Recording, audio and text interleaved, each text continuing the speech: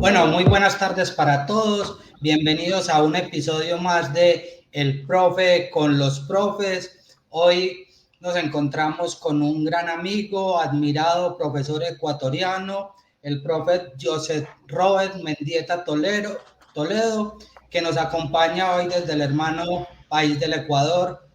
Profe Joseph, muy buenas tardes. Bienvenido al Profe con los Profes. ¿Cómo te encuentras? Estimado Giovanni, muy buenas tardes contigo, con todos los hermanos de América Latina, en especial de Colombia el día de hoy. Estamos muy bien, avanzando siempre. Qué bueno, nos encanta tenerte en este espacio. Gracias por aceptar nuestra invitación.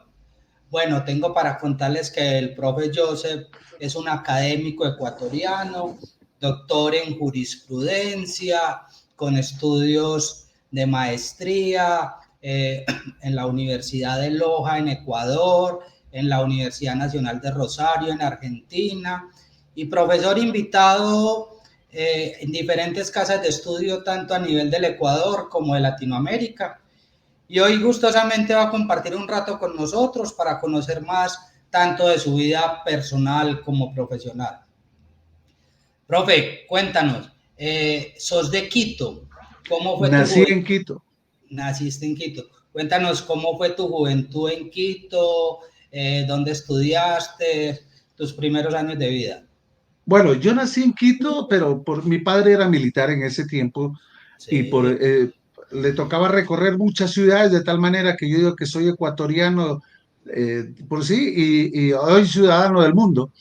Nací en Quito, me bautizaron en Riobamba y luego mi niñez la viví en el Cantón Arenillas, provincia de El Oro, para luego donde estudié la escuela o la primaria, el ciclo básico del colegio y luego salí a la ciudad de Machala a estudiar a un colegio 9 de octubre, pero la culminé el bachillerato o la secundaria en el colegio Bernardo Valdivieso de la ciudad de Loja, donde hice también mi carrera universitaria en la Universidad Nacional de Loja, en la Facultad de Jurisprudencia, Escuela de Derecho, habiendo obtenido ahí los títulos de licenciatura, licenciado en Ciencias Sociales, Políticas y Económicas, el de abogado, el de doctor en jurisprudencia y también la primera maestría que la obtuve en esa universidad.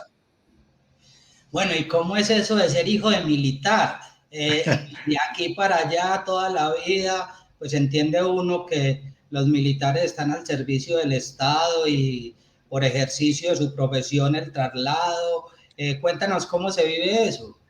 Bueno, yo lo he vivido de muy tierno. Lo que sucede es que mi padre, como un hombre de convicciones, incluso tomó la decisión de renunciar o de darse de baja de la vida del ejército por seguir sus ideales de defensa a la ciudadanía. No estaba de acuerdo porque se vino la dictadura militar y todo lo demás, entonces no estuvo de acuerdo con ese régimen dictatorial que había e incluso motivo de esto fue que yo tenía unos 7 años de edad, es decir, más o menos 1975, y mi padre fue privado de libertad en la dictadura militar por defender al pueblo. Es un hombre así como somos nosotros, luchador inclaudicable en defensa de los derechos humanos, sin tener estudios universitarios, obviamente. Pero, y de ahí estuvo privado de libertad 1 año y medio en la penitenciaría litoral en la ciudad de Guayaquil, un preso político, de ahí salió y bueno, y hemos seguido adelante. Uy, mira qué difícil esa parte de la historia, pero qué bien que todo ha sido superado. Joseph, tu familia, háblanos un poquito de tu familia. ¿Quiénes componen tu familia? Bueno, mi señor padre, mi señora madre, que conforme lo te dije, mi padre incursionó en la vida política, llegando a ocupar dignidades, inclusive siendo diputado nacional del Ecuador, pero un hombre excesivamente, o perdón, no excesivamente, correcto hasta decir basta, honesto hasta decir basta, de tal manera que nosotros seguimos viviendo en la misma casa que la construyó una vez de que él salió de la cárcel por esta cuestión de preso político. Mi madre fue enfermera, ya se jubiló, trabajó en Arenillas, ella es de Vilcabamba, tenemos ascendencia longeva, mi finado bisabuelo, don Miguel Carpio Mendieta, vivió 128 años. Y mis hermanos, tengo 4 hermanos, Lenin, que es profesor en la Universidad de Guayaquil, un filósofo, Mao, que es un artista plástico, vive en Arenillas, mi hermana Anabel y mi última hermana Patricia, que también es enfermera. Luego a mi hogar lo conformé en la época muy joven, yo 20 años, me hice de compromiso, me casé y de ahí tuve 3 hijos, los cuales también son abogados, Jonathan Paul, José Manuel y Guadalupe del Cisne Mendieta Carrión, quienes son también colegas nuestros. Oh, mira, hijos de abogados, familia jurista, qué Sí, bien. Entonces, hay una pregunta muy recurrente en el profe con los profes. Los que nos dedicamos a la academia, pues por gajes del oficio, estamos constantemente viajando de un lugar a otro y en última resulta difícil para el hogar. ¿Qué apoyo has encontrado en tu compañera en estas actividades académicas? bueno, a Dios gracias, entendieron de que eso de la academia es parte de la vida. Y yo siempre me he definido, digo que si el derecho hubiese sido mujer, me hubiese casado con el derecho. Y si la academia fuera mujer, sería mi mejor amante. Y los dos se llevan muy bien. Entonces, bajo esa perspectiva, no he tenido cortapisas y mis hijos se han convertido en puntales principales, ellos aupando siempre, dale adelante, papá, tú puedes, sigue, avancemos, sigue haciendo camino al andar. Y yo lo hago, una, porque me gusta, y la otra, tú sabes que la academia no es que nos produce fortunas económicas, lo que nos produce es esto, para nada, nos produce es una fortuna de tener buenos amigos, como eres tú, Giovanni, como son amigos en Europa, en América Latina, en los Estados Unidos, amigos de la academia, pero también nos da la satisfacción de poder ir por diferentes lugares y que te reconozcan, que sepan que eres alguien en la vida y dejar forjando un camino, un buen nombre para los hijos, que son ellos los que van a, una vez que nosotros les hemos abierto trocha, como se dice en el ámbito campesino, ellos tendrán que seguir haciendo el camino de ellos también de igual manera que uno haciéndose camino al andar. Claro que sí. Bueno, cuéntanos un poco ya de tu formación profesional. Te gradúas de abogado, haces tu primera maestría, luego tienes la experiencia de salir a estudiar al exterior. Cuéntanos sobre esa formación académica avanzada que has logrado. Bueno, he tenido la oportunidad de hacer algunos estudios, he hecho estudios en el Perú, un diplomado que es allá en Derecho Penal Económico. He hecho la maestría, estudié la maestría en la Universidad de Rosario con el gran maestro Adolfo Alvarado Belloso, como el puntal principal del garantismo a nivel de Latinoamérica. Para mí, el más grande procesalista y garantista que tiene Latinoamérica, y de ahí provienes Vale. tú y provienen muchos amigos que nos vino a cambiar el chip que teníamos nosotros del derecho, del positivismo, y nos vino a enseñar o a reenseñar el derecho, y obviamente eso uno tiene que ser grato con él. He tenido la oportunidad también hoy estoy haciendo otra maestría en la Universidad de Milagro, donde para casualidad soy estudiante y soy profesor a la vez. Estoy haciendo una Oh, mira maestría en qué Derecho bien. procesal constitucional y soy profesor procesal penal y estoy siendo profesor también en la maestría en Derecho Constitucional. Entonces van las dos haciendo juego a efecto de continuar los estudios de esta manera y donde hay la oportunidad, estamos haciendo cada vez capacitaciones. Recién contigo nos vimos hace 20 días en Colombia, en la Universidad Católica Luis Amigó, donde fuimos invitados por nuestro amigo eh, Alejandro. Alejandro Bañol, quien nos invitó, y el Instituto Panamericano de Derecho Procesal Colombia también. Qué bien, qué bien. Bueno, hemos tenido la verdad la oportunidad de compartir en varios eventos académicos en diferentes ciudades del mundo. Joseph, tu vida judicial, ¿cómo inicia la vida judicial del profe Joseph? Bueno, yo inicié en diciembre de 1995, me inicié como ayudante judicial en el juzgado de lo penal de Cariamanga, Loja, Ecuador. Y de ahí he ido avanzando hasta luego fui secretario de una unidad civil. Luego he sido juez de sala multicompetente o magistrado, como se conoce en Colombia, magistrado en una sala multicompetente donde conocía materias de derecho penal, materias de derecho no penal. Entre ellas hablamos laboral, derecho civil, derecho de familia, derecho de inquilinato, derecho constitucional. Hasta que en agosto del año 2022 estoy ya y soy juez de la sala de lo penal de la Corte Provincial de Justicia del Oro en la ciudad de Machala. Soy presidente de la Sala Penal actualmente y presidente de la Asociación de Magistrados y Jueces, capítulo El Oro. Es decir, ya tengo 28 años en la vida judicial, pero empecé desde abajo, siempre para ir sabiendo cómo es el ajetreo diario de los compañeros judiciales. O sea que hiciste toda la carrera, iniciando de escribiente, diríamos nosotros, Sí, hasta llegar a la magistratura, hoy sí, sí. presidente de sala. ¿Qué tal es ese ejercicio de la profesión? Pues, digamos que nuestros países tienen problemas muy similares, el tema del delito, el narcotráfico, el delito político. Sabemos que es un ejercicio totalmente desde lo profesional, pero cuéntanos de esa experiencia, que los compañeros que están iniciando en los pasillos de las facultades de Derecho se vayan enterando cómo es ser presidente de una magistratura penal. Bueno, en realidad, aparentemente, bueno, sí es un poco complicado, voy a decirlo así, obviamente por las amenazas, por el temor propio de la vida de uno, pero creo que si nosotros tenemos miedo, nos vamos a dejar ganar. Y la ideal es que los abogados no temamos, lo más aún los jueces, no debemos temer los administradores de justicia, llámese fiscales, jueces, no debemos de temer y de seguir en la lucha para garantizar ese derecho a la justicia que tiene el ciudadano a pie. Y el abogado se convierte en un enlace principal entre el ciudadano a pie y el juez, porque es el abogado el nexo que nosotros tenemos. Y si el abogado actúa con buena fe y lealtad procesal, va a permitir que el juez también resuelva. ¿A qué me refiero esto?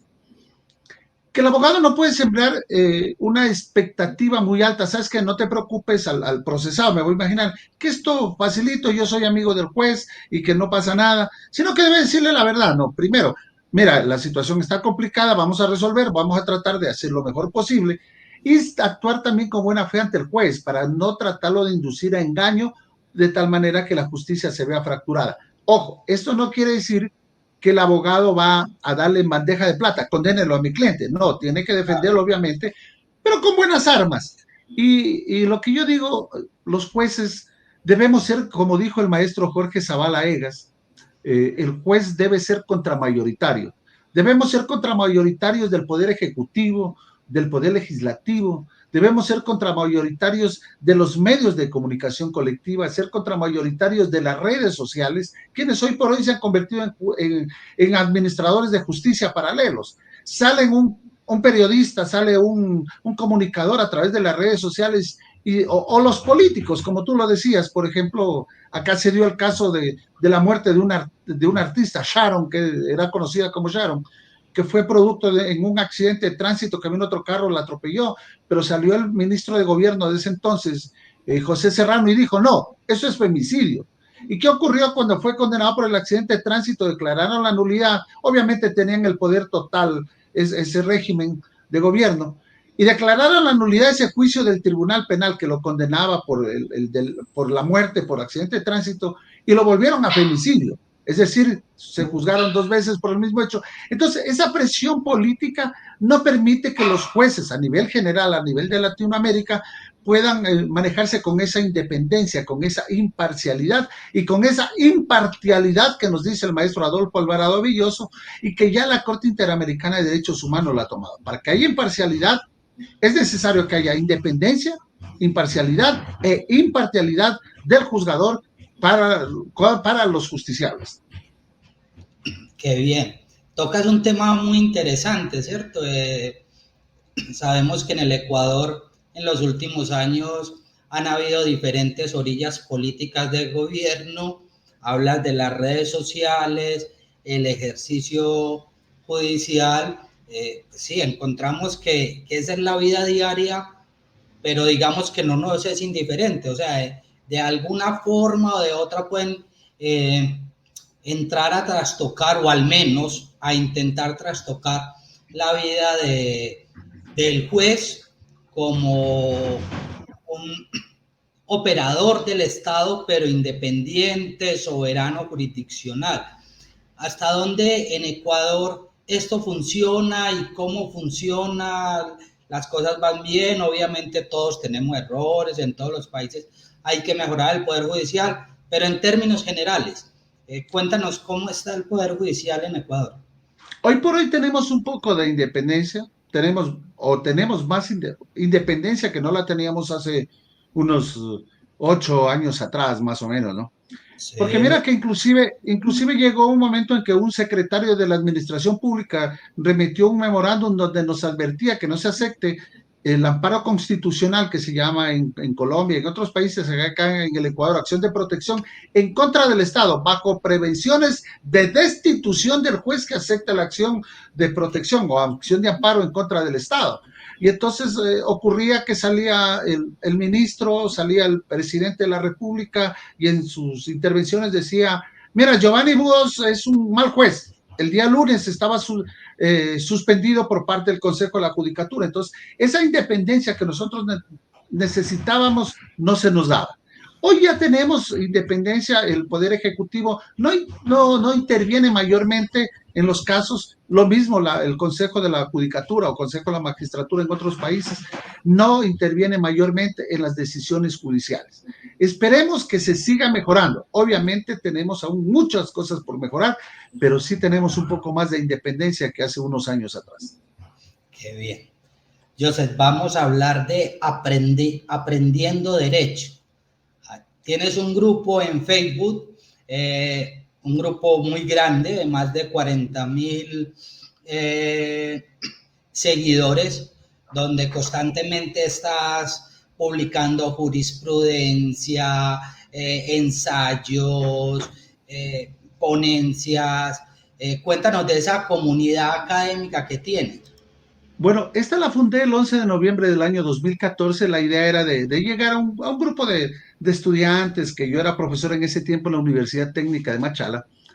Entonces dije para que aquellos estudiantes me decían, profe, doc, teacher, que esto, que lo otro, mire, ¿cómo hacemos esto? Digo, mira, entonces como las redes sociales tienen, yo no me pensé la magnitud. Hoy somos 45,819 y tengo 26 peticiones en este momento de acceder y estamos en 28 países. Tenemos amigos de Europa, del resto de América y obviamente es muy bien. Entonces, no pensé llegar a crecer tanto, pero como constantemente estoy subiendo, conforme tú dices, libros, artículos, conferencias, ahora para octubre y espero contar con tu anuencia. Octubre y noviembre, con motivo de nuestro aniversario, vamos a organizar 2 eventos académicos que son completamente gratuitos con profesores de alto nivel y espero, repito, Giovanni, contar con tu ayuda. Claro que sí. Entonces, ha llegado a mucha gente y muchos se siguen integrando, comunidades enteras.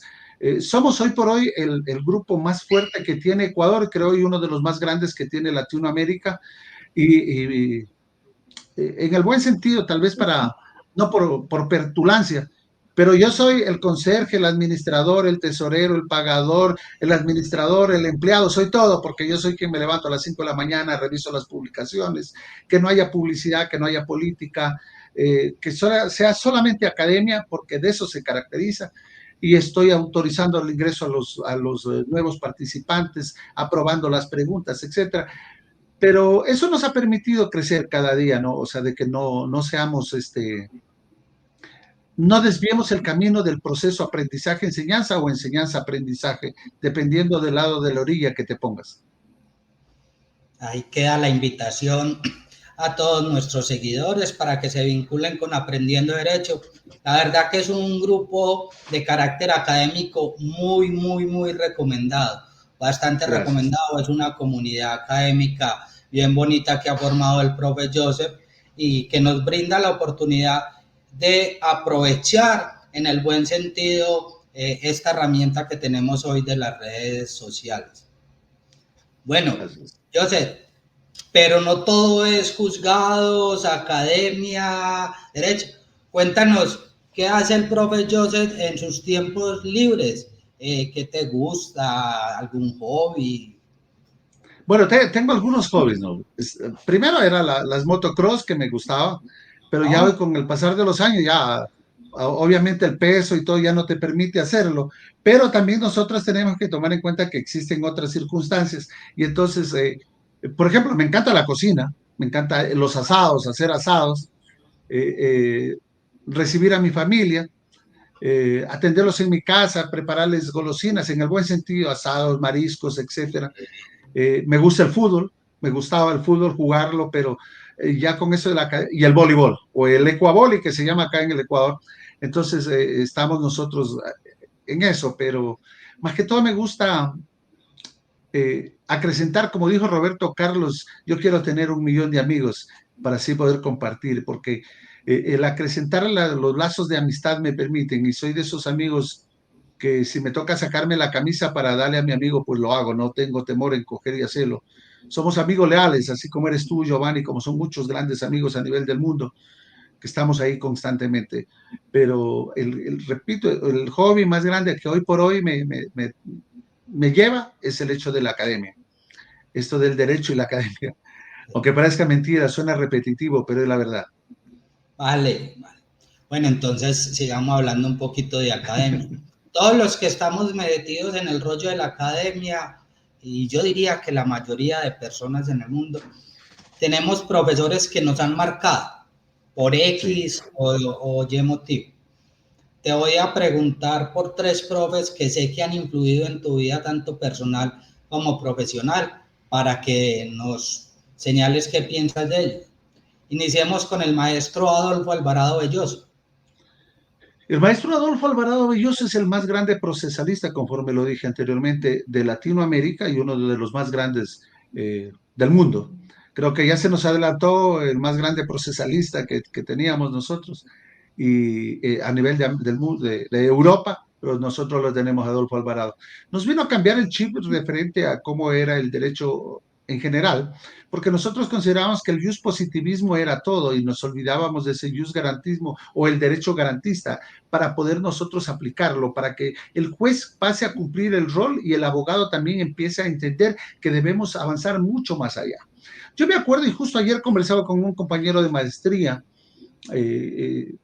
con quien le decía, mira, yo antes de que el Ecuador se instaure ya el habeas corpus correctivo, el habeas corpus preventivo, el habeas corpus reparador, ya con el maestro Adolfo Alvarado me había abierto el intelecto, digámoslo así, o el abanico, y yo ya hablaba de esos diferentes tipos de habeas corpus.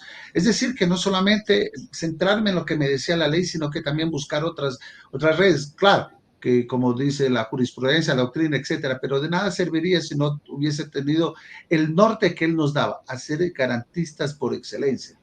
Y eso me ha marcado mucho la vida y yo lo estoy eternamente agradecido. Sé que ahora en noviembre hay el reencuentro en Rosario y voy a Rosario. hacer todo lo posible para ver si voy por saludarlo al maestro y por saludar a grandes amigos, que espero tú también estés, al estar Erickson Costa Carguavilca, que es otro gran amigo, Y entre va a estar, muchos otros. Jorge va a estar. Rivas. Esperemos poder estar allá 23, 24 de noviembre. Bueno, el Sí. profesor Juan Cueva Serrano. Mi maestro de universidad, mi maestro en la Universidad Nacional de Loja de Derecho Civil, el doctor Juan Cueva Serrano, quien me inculcó también el derecho, pero él iba de la mano con otro gran amigo y que me lo voy a permitir, el doctor Rubén Ortega Jaramillo, quienes me dijeron, o sea, también Rubén no fue mi profesor en la universidad, pero sí en la vida, y me decían el hecho de que uno tiene que dedicarse al derecho, leer, y me decía el maestro Juan Cueva Serrano, cuando tú cojas un juicio, lo coges así, le abres aquí, le das la vuelta por todo lado, a efecto de encontrarle la falla que tenga la otra parte o la posible falla que a ti te puedan afectar. Y me enseñó a estudiar y él me dio una frase que obviamente, 2 frases que si bien no son acuñadas de él, pero creo que nos significó. Dijo, es preferible, literal lo voy a repetir, es preferible pasar de burro por 1 minuto al preguntar que quedarse de burro toda la vida por no preguntar. Nunca teman preguntar, nos decía en el aula. Y la otra que nos enseñó dijo, cuando entren en conflicto la ley con la justicia, claro, que es de coiture, ¿no? Hagan que prevalezca la justicia, que es para eso lo que ustedes se preparan, para ser abogados. El advocatus, aquel que viene a salvar, aquel que viene a auxiliar a los demás que van en búsqueda suya. Entonces, son clases magistrales que a uno le han enseñado mucho. Y el doctor Rubén Ortega, conforme le decía, él fue una de las personas que me obsequió un primer libro y que hasta el gozo de su amistad y con quien muchas veces consultamos todavía. Qué bien. Y el profe Nelson Ordóñez Sandoval. Nelson Hipólito Ordóñez Sandoval fue mi profesor, digámoslo, en la vida judicial, igual que Francisco Luzuriaga Villalta, Leonardo Bravo, pero con Nelson Ordóñez vivimos muchos años o compartimos oficina muchos años y él me enseñó también el rol de ser juez.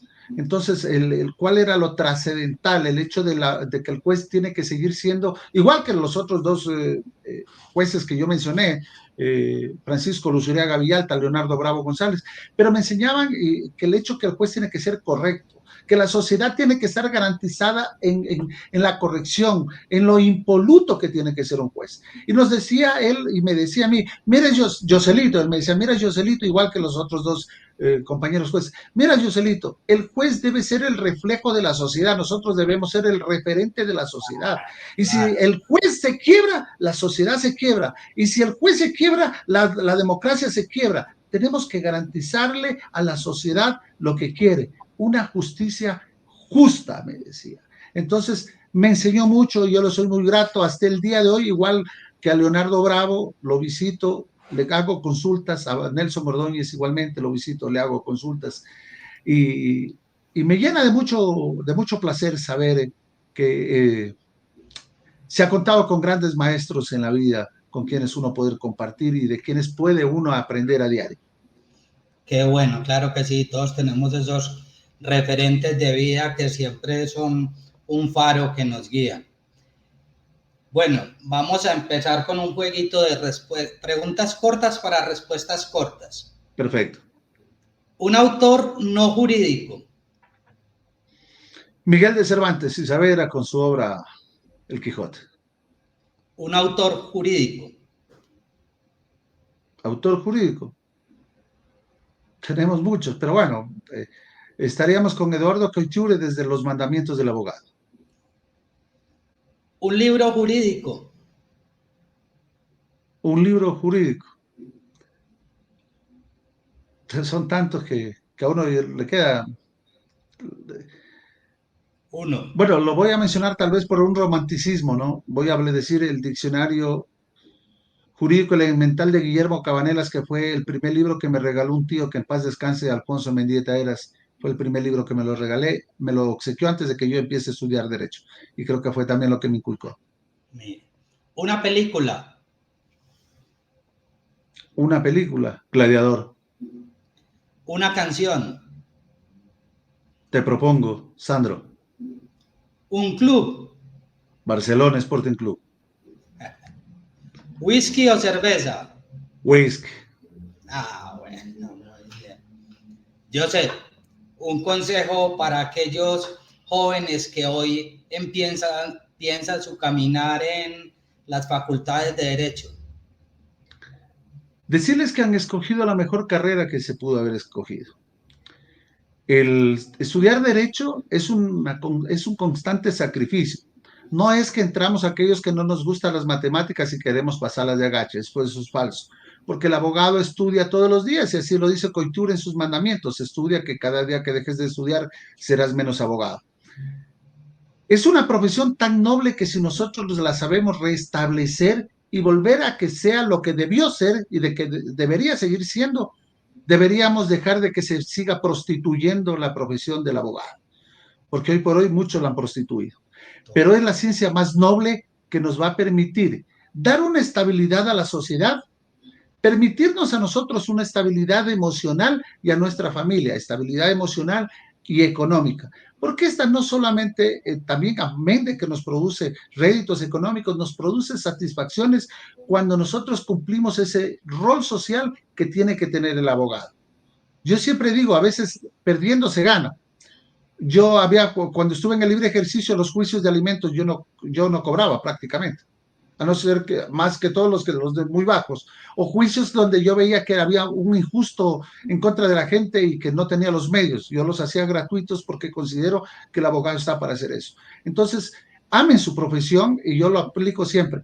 Amé mi profesión tanto que el día que mis hijos me dijeron qué profesión seguir, como dice Coiture, les dije, háganse abogados, y a Dios gracias lo escogieron y son buenos abogados. Entonces, es la mejor carrera. Hermano, un abrazo muy grande desde Medellín. Muchas gracias por estar con nosotros en el Profe con los Profes. Y bueno, bienvenidos a Letrados, Escuela de Litigio. Gracias, Giovanni. Y bienvenidos también a Letrados, Escuela de Litigio y Aprendiendo Derecho. Desde ya los invito. Gracias, Giovanni. Espero contar contigo lo más pronto posible. Un abrazo. Claro que sí. Y ustedes nos vemos en otro episodio más de El Profe con los Profes.